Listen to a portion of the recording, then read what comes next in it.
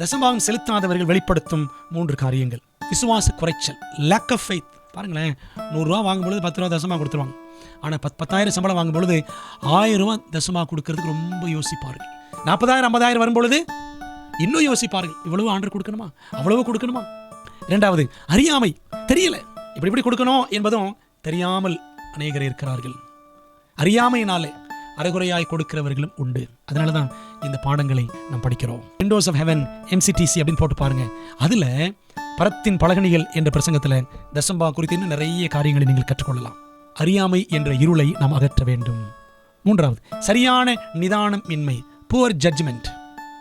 நம்மளே நியாயம் திருத்துறது, அவர் சரியில்லை, இவங்க சரியில்லை, இப்படி செலவழிக்கிறாங்க, அப்படி செலவழிக்கிறாங்க, நான் எவ்வளோ கஷ்டப்பட்ட தசமாக கொடுக்குறேன், காணி கொடுக்குறேன், இப்படி கொள்ளை போகிறது, அதனால தூக்கி நான் அங்கே கொடுத்துறேன், அங்கே கொடுத்துறேன், அவர்கிட்ட கொடுத்துறேன், இதை வச்சு நானே ஒளியும் செஞ்சுறேன், ஏழை எளியோருக்களை நான் கொடுத்து விடுகிறேன், கரெக்டாக நான் செலவழிக்கிறேன் அப்படின்னு சொல்லி தசமாகத்தை நாம் சரியாக செலவழிப்பது போல நாம் இஷ்டமாக அதை செலவழித்து விடுகிறோம். புவர் ஜட்ஜ்மெண்ட், சரியான நிதானமின்றி நாம் செயல்படக்கூடாது. மிக கவனமாக நாம் செயல்பட வேண்டும்.